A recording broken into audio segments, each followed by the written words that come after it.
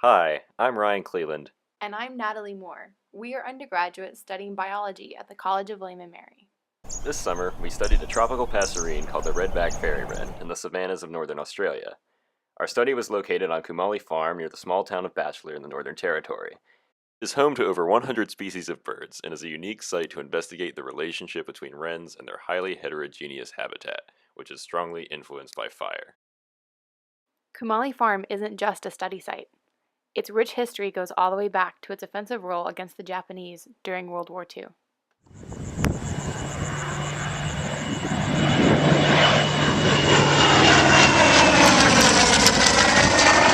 The farm itself is a 5,000-foot sealed runway, 3 miles of taxiways. The taxiways are generally following curved patterns, working with the contours of the hills so that you didn't have straight lines that an enemy could attack a line of aircraft on. The hills were home to soldiers stationed on the base, with their bunkers and large artillery located along the ridges. The small footpaths they left behind came in handy when chasing wrens over the rocky terrain. We even saw some of the remaining anti-aircraft emplacements being used as substrate for vegetation and animal life. Despite their high preparedness, the soldiers of Kumali still faced attacks from the Japanese Air Force, suffering losses of life and crucial equipment.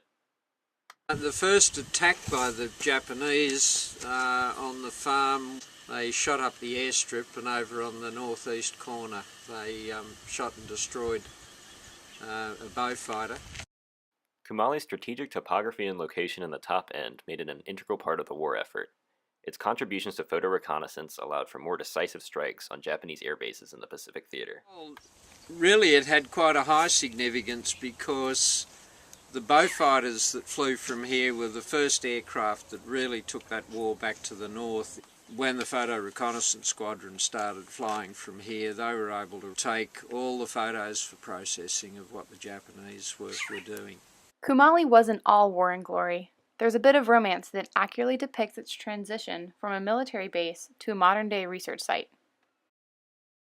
And the last flight of World War II from the Australian mainland was a photo reconnaissance Mosquito that took off from here on the morning of the 15th of August, which was the day the war ended. And they radioed through and said, "Hey, the war's officially ended, come home."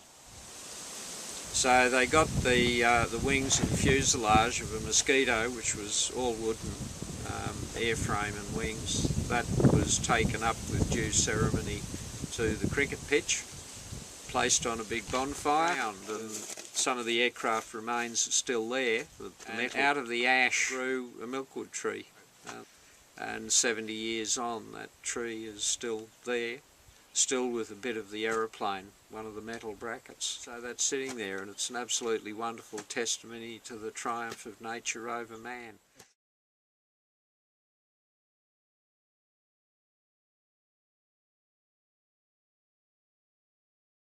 As our summer came to a close, we discovered more and more evidence of the war, including the chapel, listening stations, hospital, and cricket pitch. We even had the opportunity to ride around the site in an authentic Willy, a Jeep from World War II.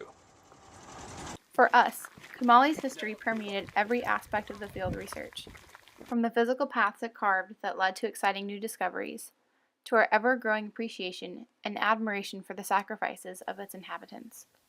Not only did the soldiers of World War II call it home, but eventually, so did we.